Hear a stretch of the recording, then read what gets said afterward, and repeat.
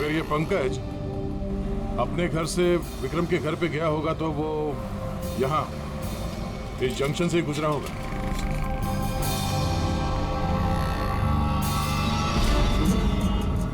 Sir signal पे CCTV camera लगा हुआ है। इस सीसीटीवी कैमरा के फुटेज से पता चल जाएगा कि पंकज यहाँ से गया था उस बाइक पे या कोई और था वो।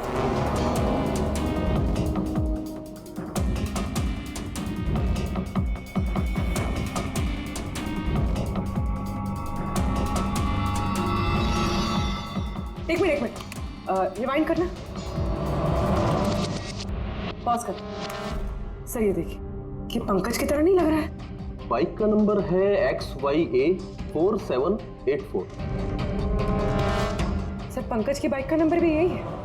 पूर्वी, ये पंकज इतनी लापरवाही तो नहीं कर सकता कि एक जुर्म करने के लिए जाते वक्त सड़क पे एक और जुर्म करे, सिग्नल तोड़ने का। जरूर कोई है जो पंकज को फंसाना चाहता है और उसी ने ये सिग्नल भी तोड़ा है ताकि हमारा जो शक है पंकज के ऊपर वो और मजबूत हो जाए। मगर सर पंकज को कौन फंसाना चाहेगा? शायद उसका कोई पुराना दुश्मन। सर मेरा ऐसा कोई पुराना दुश्मन नहीं है जो मुझे फंसाने के लिए ऐसी साजिश रचेगा। सर पंकज दिमाग पे जोर डालो, कोई तो होगा। सर अगर तुम्हारा कोई दुश्मन नहीं है तो फिर ये खून तुमने ही किया है। तुमने अपने पिताजी की मौत का बदला लेने के लिए, और वो भी उनकी बरसी के दिन। सर मेरा बदला लेने की कोई मेंटालिटी नहीं है सर। मैं खूनी नहीं हूं सर, मैं एक CID ऑफिसर हूं। जहां तक पिताजी की बात है सर, मैंने तो उन्हें ठीक से देखा भी नहीं है।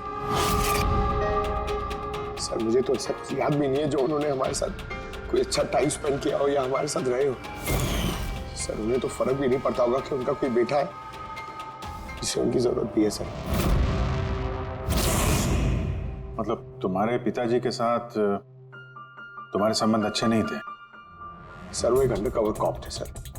वो ज्यादातर अपने काम में ही बिजी रहते थे। घर गृहस्थी परिवार बच्चे इनसे उनका कोई लेना देना नहीं था सर। ये तो सिर्फ मेरी माँ ने पाला है सर। लेकिन फिर भी पंकज, तुम्हारी अपनी पिताजी के साथ कुछ ना कुछ तो यादें जुड़ी होंगी ना? कुछ भी? सर थोड़ा सा याद है मुझे सर। मुझे मेले में ले जाते थे सर वो, मगर मेले में ले जाने से पहले सर वो मुझे हॉस्पिटल ले जाते थे हमेशा। हॉस्पिटल में? वो क्यों? शायद बचपन में वो बहुत बीमार रहता था और वो हॉस्पिटल ले जाते थे और मुझे बहुत दर्द होता था सर। दर्द?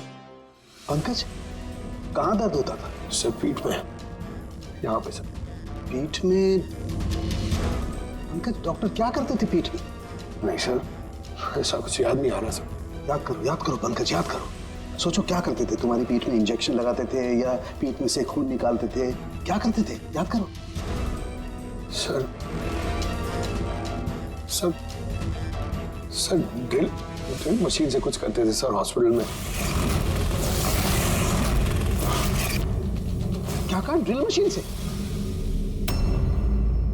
और उसके बाद तुम्हें पीठ में दर्द होता था?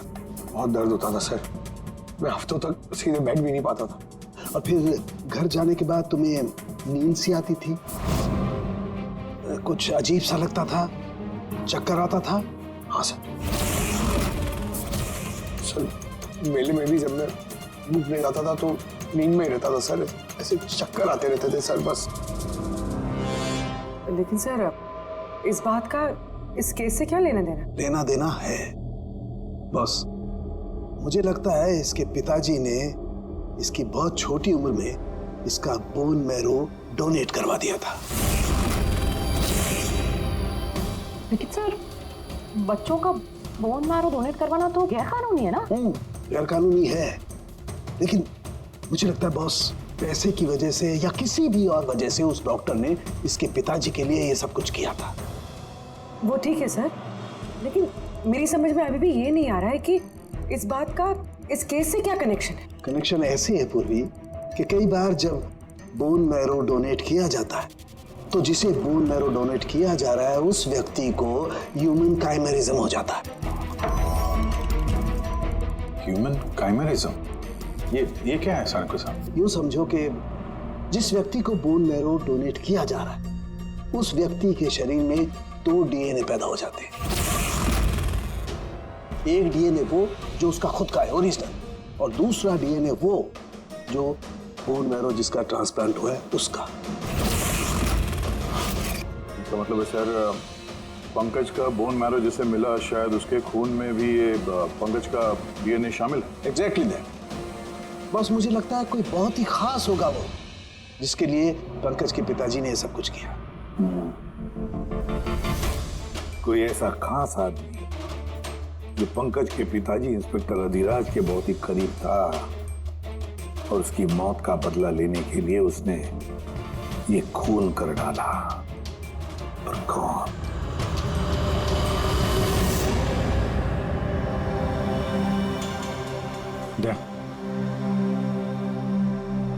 Hi sir. हेलो अभिजीत। हाय दया, कैसे हो? गुड। सॉरी आपको यहाँ ऐसी जगह पे बुलाना पड़ा। अभिजीत, जो इन्फॉर्मेशन तुमको चाहिए थी वो ना तो सीआईडी ऑफिस में दी जा सकती थी और ना मेरे ऑफिस में। थैंक यू सर आपकी मदद के लिए। पंकज एक ईमानदार ऑफिसर है सर, और आपकी मदद से शायद हम उसकी बेगुनाही साबित कर पाए। अभिजीत, तुम्हें याद है एक खतरनाक मुजरिम था राका, उसको पकड़ने में तुमने मेरी मदद की थी, तो समझ लो मैं उसी का बदला चुका रहा हूँ। दोस्ती में बदले नहीं चुकाए जाते सर। एक्चुअली हमें पंकज के पिता इंस्पेक्टर अधिराज जी के बारे में जानकारी चाहिए, जितनी भी आप दे सकें। आपने काम किया है ना इंस्पेक्टर अधिराज के साथ? हाँ दया, अधिराज बहुत ही ईमानदार अफसर था और बहादुर भी। मुझे तो ये कहने में गर्व होता है कि हमने एक साथ काम किया। सर एक्चुअली हमें ये पता करना था कि उनके अंडरकवर मिशन के दौरान उनके कभी किसी से कोई खास रिश्ते बने थे। I mean, कोई नया परिवार, ऐसा कुछ। अभिजीत, ये जो अंडरकवर की दोहरी जिंदगी होती है, मुश्किल होता है जीना। एक पुलिस वाला भी तो इंसान ही होता है ना, और उसे भी वो चौकट कभी कभी नहीं लगनी चाहिए जो वो लांग गए। मतलब उनको भी किसी से प्यार हुआ था? उनका कोई दूसरा परिवार भी था? हाँ, अधिराज की दूसरी पत्नी बच्चे को जन्म देने के बाद गुजर गई। ओह, और अधिराज जी की मौत के बाद इस दूसरे बच्चे का क्या हुआ? ये राज हमेशा राज ही बना रहा कि अधिराज ने उस दूसरे बच्चे को कहाँ रखा, कैसे पाला, और वो बच्चा कहाँ गया, कभी किसी को नहीं मिला। और ये जो बच्चा है दूसरी शादी से, क्या उम्र रही होगी उसकी? ये पंकज से कोई 2-3 साल बड़ा होगा। शादी पंकज की माँ से पहले हुई थी, पर बच्चा दूसरी बीवी से पहले हुआ था। शायद उसे कोई बीमारी होगी जिसकी वजह से अधिराज जी ने पंकज का बोन मैरो उसे दिलवाया होगा। और अपने पिता की मौत का बदला लेने के लिए खून शायद पंकज के सौतेले भाई ने किया है। पर अब सवाल ये उठता है कि पंकज का ये सौतेला भाई है कौन और अभी कहाँ है? मुझे कुछ अंदाजा हो रहा है कि क्या हुआ होगा उसके साथ। कैलाश जी, हमें एक मदद और चाहिए। इस अंडरकवर मिशन के दौरान और कौन कौन लोग थे आपके साथ, उन सब की जानकारी चाहिए, और अधिराज जी की पूरी कुंडली भी। अभिजीत, ये जरा मुश्किल होगा। जानता हूँ सर, ये थोड़ा मुश्किल है, लेकिन किसी की बेगुनाही साबित करनी है, और आप यकीन रखिए सारी इंफॉर्मेशन हमारे बीच में रहेगी बस। ओके। अरे यार, और कितना इंतजार करना पड़ेगा? ये लोग टाइम पे आते क्यों नहीं?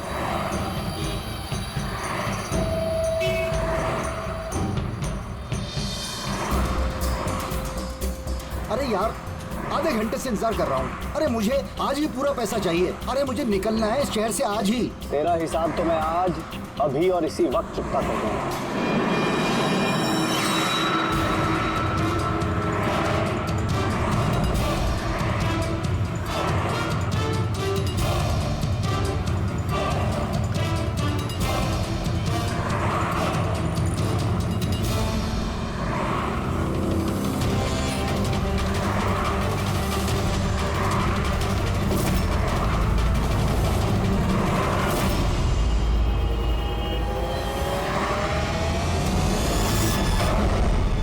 तेरा अकाउंट सीआईडी बंद करेगी।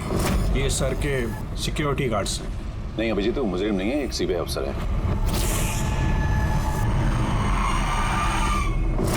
पिता के कर्ज को पूरा करना हर बेटे का धर्म होता है सर, और जो बेटा ऐसा करता है वही अच्छा बेटा कहलाता है, और वो हूं मैं। तुमने तो किया नहीं, मैंने लिया अपने पिता की मौत का बदला। देखो मोहित, तुम दोनों के पिताजी इंस्पेक्टर अधिराज एक नेक, ईमानदार और बहादुर इंस्पेक्टर थे।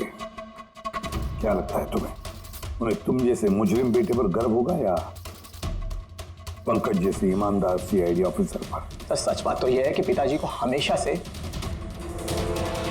इस पंकज पर गर्व था, और प्यार भी वो इससे ही ज्यादा करते थे। मुझे तो उन्होंने अनाथ आश्रम में डाल दिया था सर, ताकि उनके दूसरे परिवार पे कोई आंच ना आ सके। वो ये बात बताती तो हमारे पास आई क्यों नहीं? मैं तो भाई हूं तुम्हारा यार, हम दोनों मिलकर पकड़ते विक्रम को, और कानून के रास्ते। नहीं चाहिए थी मुझे तुम्हारी मदद। हमारे पिताजी के कातिल को कैसे पकड़ना है और कैसे उससे बदला लेना है, ये सारी प्लानिंग मैंने कर रखी थी सर, बहुत सालों से। और यही कारण है कि मैं सीबीआई ऑफिसर बना, और ठीक हमारे पिताजी की तरह ही एक अंडरकवर ऑपरेशन पे गया विक्रम विजय के खिलाफ। लेकिन इस बार उसे सजा दिलवाने के लिए नहीं सर, बल्कि उसे खत्म करने के लिए। एक सीबीआई ऑफिसर होकर भी तुमने जुर्म किया। तुम जैसे लोगों की वजह से ही लोग कानून पर विश्वास करने से कतराते हैं। इस काम में केतन ने तुम्हारी मदद की थी ना? हाँ सर, केतन भी मेरे पिताजी के साथ काम करता था, वो भी एक अंडरकवर कॉप था। उसी ने मुझे सब कुछ बताया, और उसके बताने से ही मुझे पता चला कि बचपन में मेरा एक ऑपरेशन भी हुआ था। और जब तुम्हें पता चला कि तुम्हारे खून में 2 डीएनए, एक तुम्हारा दूसरा मेरा, तो तुमने खून करके मुझे ही फंसा दिया। हाँ, और इसीलिए मैंने अपना खून बहाकर उस हथियार पे डाल दिया था,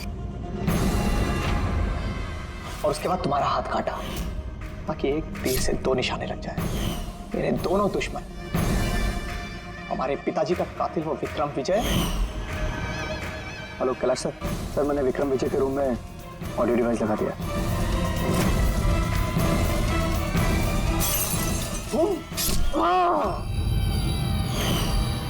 और तुम, मुझसे इतनी नफरत क्यों है तुम्हें भाई?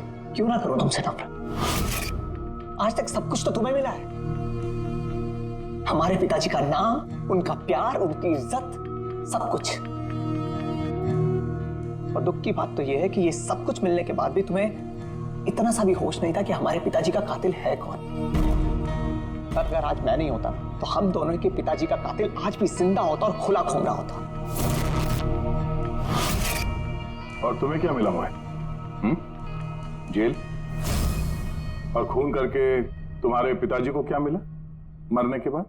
शर्मिंदगी? सर एक बात पूछ सकता हूं आपसे? आप लोग मुझ तक पहुंचे कैसे? क्योंकि मैंने कोई कसर नहीं छोड़ी थी सारे सबूत पंकज के खिलाफ करने में। मोहित, हम जानते थे कि पंकज ऐसा कभी नहीं करेगा। और रही बात तुम तक पहुंचने की, जब हमें 2 डीएनए के बारे में पता चला तो हमने तुम्हारे पिताजी इंस्पेक्टर अधिराज का बैकग्राउंड चेक किया। उसमें हमें पता चला कि उनका और भी एक बेटा है, तुम। और फिर बस हमने उस बेटे की पूरी कुंडली निकाली, मतलब तुम्हारी। और फिर सारा मामला समझ में आ गया। बहुत गलत किया तुमने मोहित, बहुत गलत किया। कानून तुम्हें कड़ी से कड़ी सजा देगा, शायद उम्र कैद या फांसी।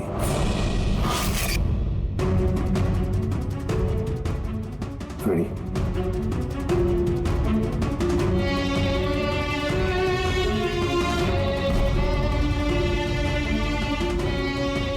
Ready sir.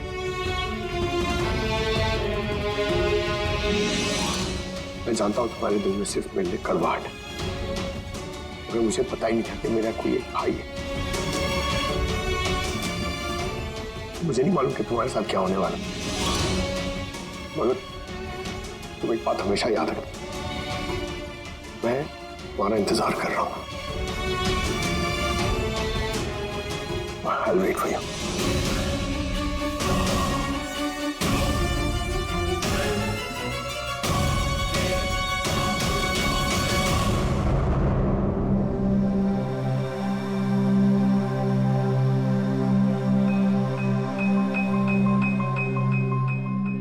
पंकज, देखो तुम्हारे में ये जो अच्छाई है ना, इसे कायम जिंदा रखना। कायम। Welcome back to CID.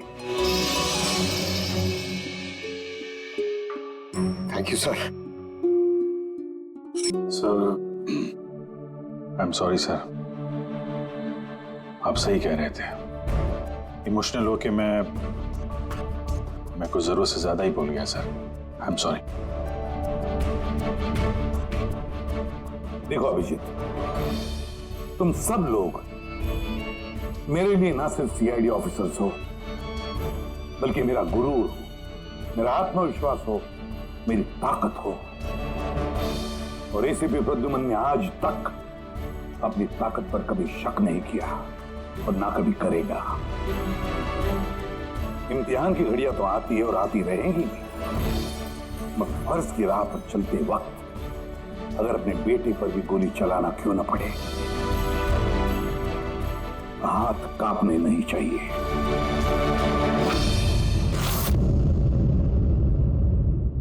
Sir मैं निर्दोष हूं सर, मैंने किसी का खून नहीं किया सर। जानते हो ये क्या है? डीएनए रिपोर्ट है सर। फिर तो तुम्हें ये भी पता होगा कि इस रिपोर्ट में क्या लिखा है, और फिर भी तुम चाहते हो कि मैं मान लूं कि तुम निर्दोष हो, तुम गुनहगार नहीं हो। सर आपने हमेशा हमें ये सिखाया सर कि सच से बड़ा दुनिया में कुछ भी नहीं है सर। इस केस की भी यही सच्चाई है सर। मैंने किसी का खून नहीं किया सर, मैं सच कह रहा हूं। अगर तुमने खून नहीं किया है तो फिर तुम्हारा खून उस हथियार पे कैसे पंकज? मुझे नहीं पता सर। कैसे नहीं पता तुम्हें? हा?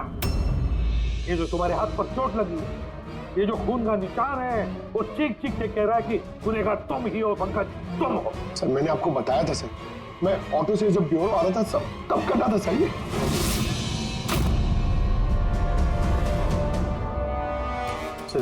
ये भी हो सकता है कि कोई पंकज को फंसाने की कोशिश कर रहा हो।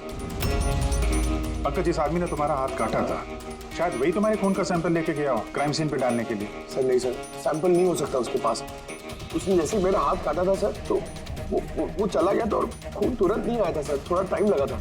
उसके पास मेरा सैंपल नहीं हो सकता सर। अगर तुम्हारा खून किसी ने नहीं दिया तो फिर तुम्हारा खून क्राइम सीन पर सिर्फ एक ही तरीके से जा सकता है पंकज, और वो भी तब जब तुम वहां खून करने गए थे तब। ये क्या बात हुई सर? अगर पंकज को झूठ बोलना होता, हमें गुमराही करना होता, तो ये बोल सकता था कि इसका सैंपल कोई लेके चला गया है, मगर इसने सच बोला। इसका सच कोई मायने नहीं रखता क्या सर? हाँ अभिजीत, सच बहुत मायने रखता है, लेकिन फिलहाल इस केस का सच यही है, इस खून का एक ही सस्पेक्ट है और वो है पंकज।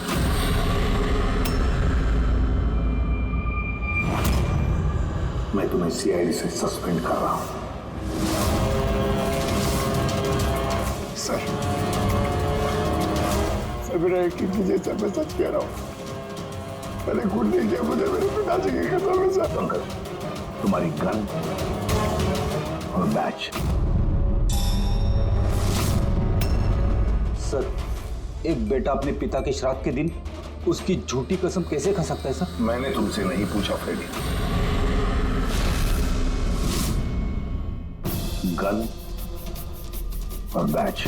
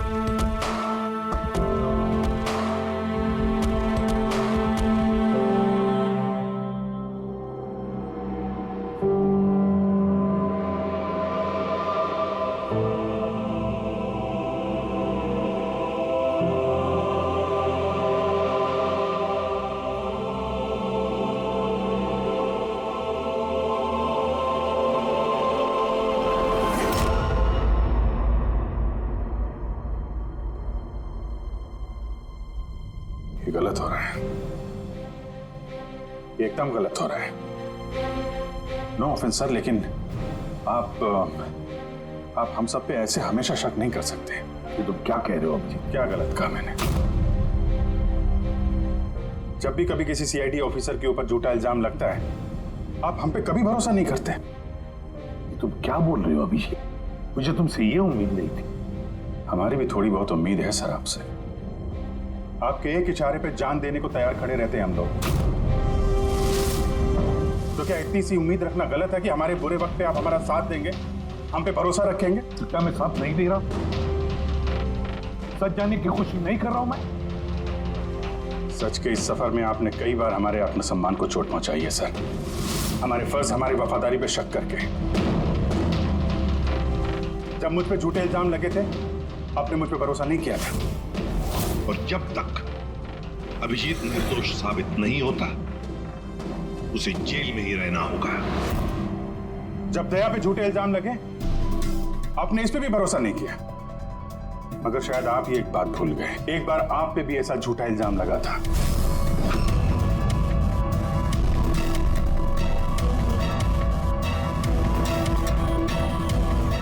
उस वक्त हम में से किसी ने भी आप पे शक नहीं किया था, बल्कि एक मजबूत दीवार बनकर सामने डटे खड़े रहे थे ताकि आपके ऊपर आंच ना आ सके। तो क्या आप वो हमारी हिम्मत, वो ताकत नहीं बन सकते सर? अभिजीत, मुजरिम से भी ज्यादा खतरनाक होता है एक इमोशनल सीआईडी ऑफिसर। तुम इमोशनल बन गए हो अभिजीत। मैं तुम्हें इस केस से हटा रहा हूं।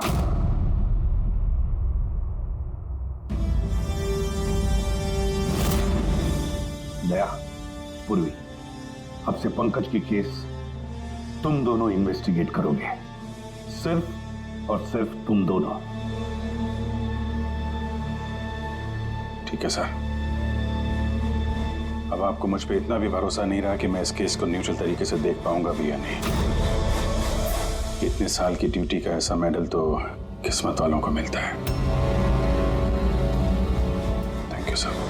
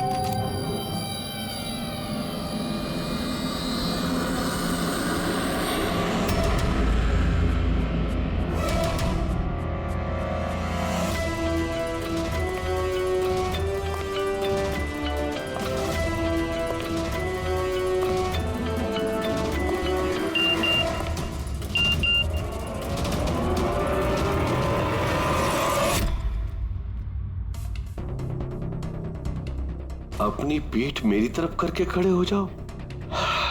चलो ये भी करके देख लेते हैं।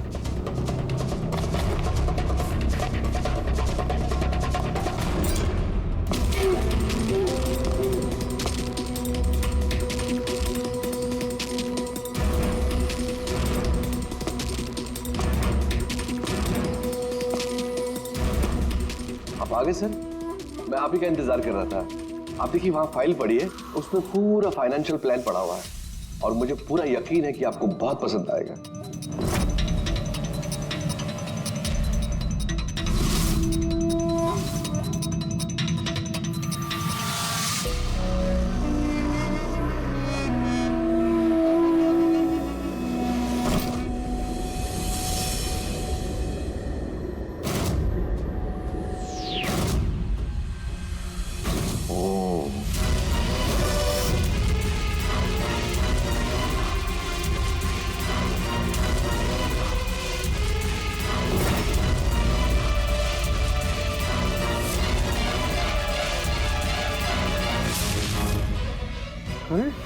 ये तो नकली है।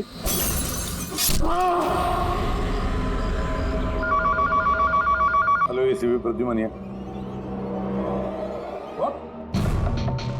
कब? अच्छा ठीक है।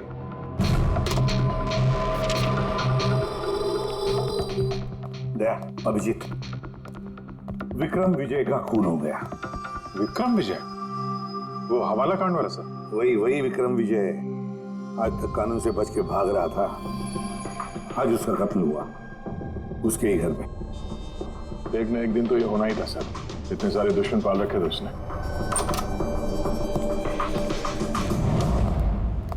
सर रियली सॉरी सर, थोड़ा लेट हो गया। क्या बात है पंकज, कहाँ रह गए थे तुम? सर वो डैड का श्राद्ध था सर, आज मंदिर गया था सर पूजा करने। ठीक है। और ये हाथ में क्या हुआ? सर ये आते हुए लग गया, मामूली चोट है, इतना जोर से नहीं लगा सर। ठीक है, तैयार हो जा, एक मर्डर केस आया हुआ है। अब ये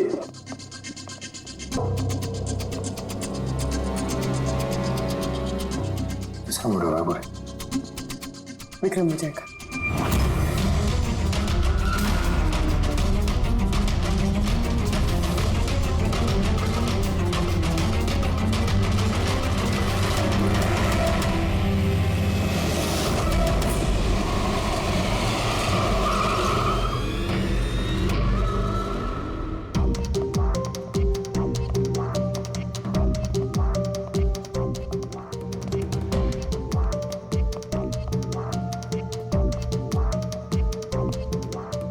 CID? जी सर मैं गोपाल हूँ, विक्रम सर का मैनेजर।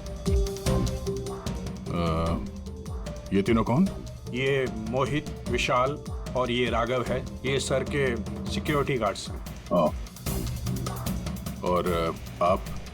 ये विक्रम सर की वाइफ हैं, मधु मैडम, और बाकी सब स्टाफ है।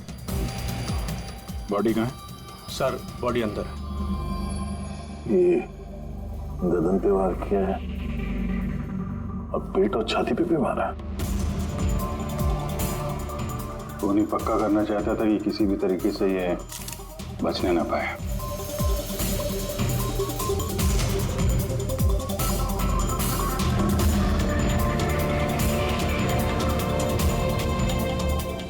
लगता है इससे हमला किया है इस पे।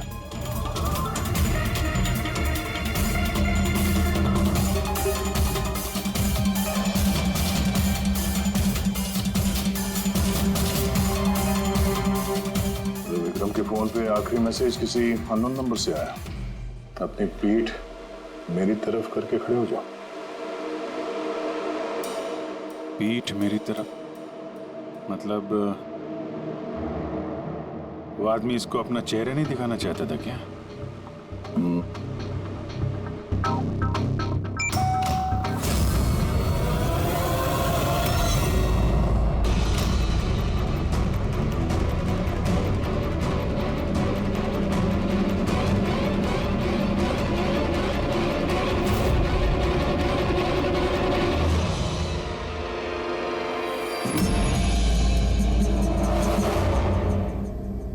ये देखिए सर, उद्यान में से मुझे क्या मिला है? Audio recording device. Audio recording device? इस कमरे में जो भी बात हो रही थी वो कोई सुन रहा था। मैं उसका नाम तो नहीं जानती, पर वो जिस तरीके से तैयारियां करवा रहे थे उस हिसाब से तो लग रहा था जैसे वो उनका बहुत खास क्लाइंट हो और वो सिर्फ विक्रम से ही मिलना चाहता था। ये क्लाइंट विक्रम के कांटेक्ट में आया कैसे? सर मेरी वजह से। उसने मुझे पहले कांटेक्ट किया था। वो विक्रम साहब का पूरा इतिहास बहुत अच्छी तरह से जानता था और विक्रम सर उसके इस होमवर्क से बहुत इम्प्रेस हुए और उन्होंने मुझसे मीटिंग फिक्स करने के लिए कहा। तो आप उससे पहले मिले थे? नहीं सर, उसने कॉल किया था और वो भी प्राइवेट नंबर से।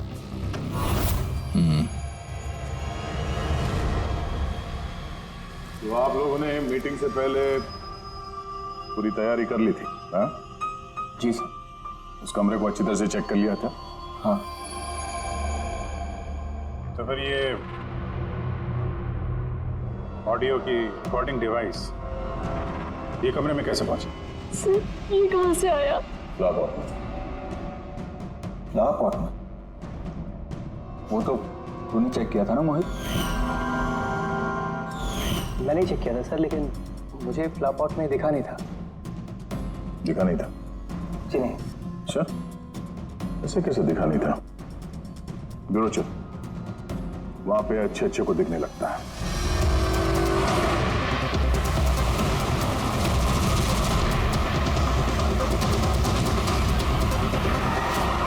मोहित पे नजर रखना।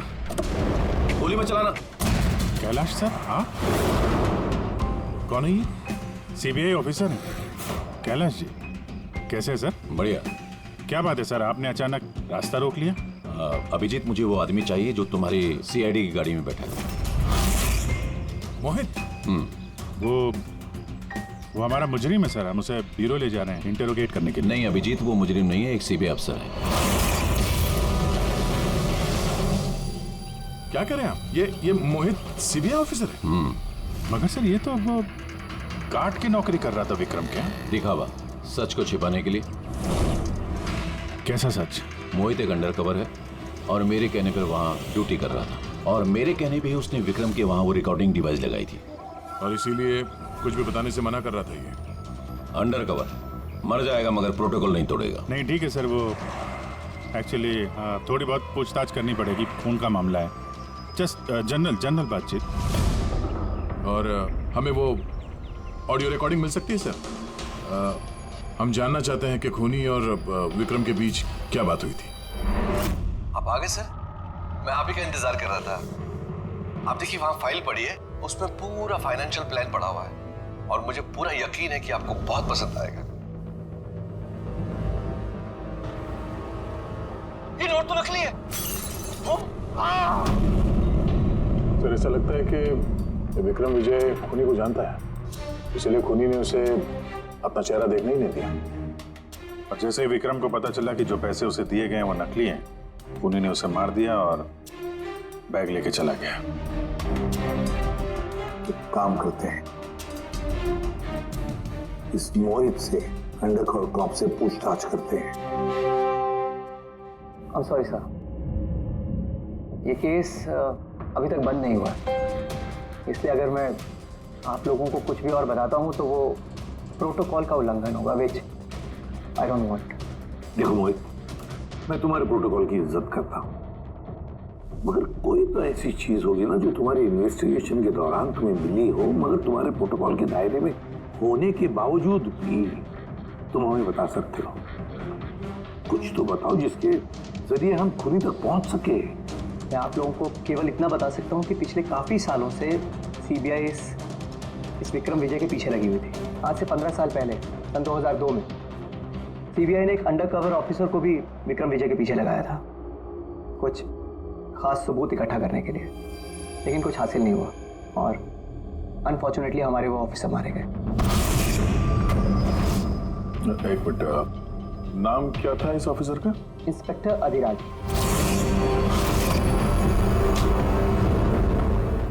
इंस्पेक्टर अधिराज। इस बोतल पे जो खून है, इस खून में विक्रम की डीएनए के अलावा किसी और का भी डीएनए। विक्रम के डीएनए के अलावा किसी और का भी डीएनए है? मेरे कहने का मतलब है कोई और भी था। कौन था सालुंखे? तो अपने क्रिमिनल डाटाबेस में कंपेयर करके देखा, मैच करके देखा तूने? उसकी जरूरत नहीं पड़ी। जरूरत नहीं पड़ी का क्या मतलब है सालुंखे? किसका डीएनए है वो? वो डीएनए पंकज का है। What? वो डीएनए पंकज का है? हमारे पंकज का? हमारे पंकज का। यार ये कैसे हो सकता है? CID officer Pankaj, CID officer Pankaj खून कर सकता है? हमारा एक ऑफिसर खून में है। लेकिन सर पंकज खून क्यों करेगा? वही तो, सीआईडी ऑफिसर खून क्यों करेगा? सर, विक्रम के घर से 1 किलोमीटर की दूरी पर पुलिस को एक लावारिस मोटरसाइकिल मिली है सर। किसकी मोटरसाइकिल है वो? सर वो पंकज की है।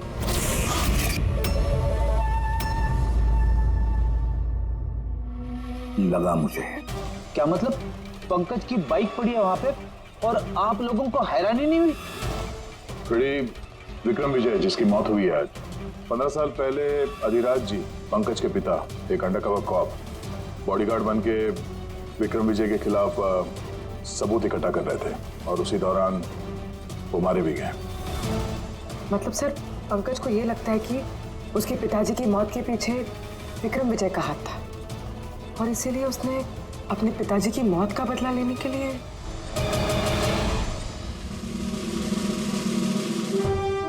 पंकज कहाँ है?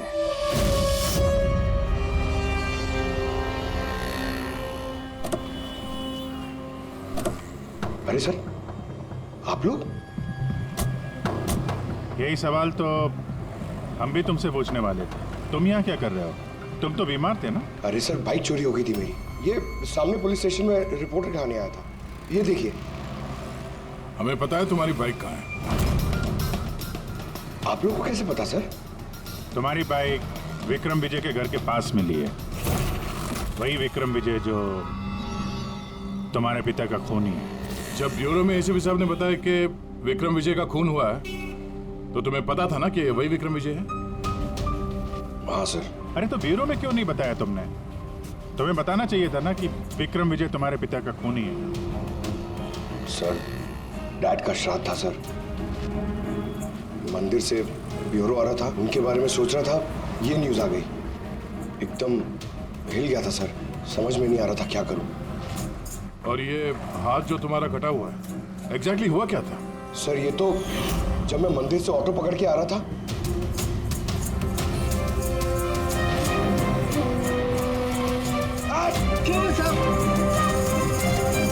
तो एक अनजान आदमी ये घाव देके चला गया, यूं ही बेवजह। सर मैं जानता हूँ यकीन करना थोड़ा मुश्किल है, लेकिन सच यही है सर।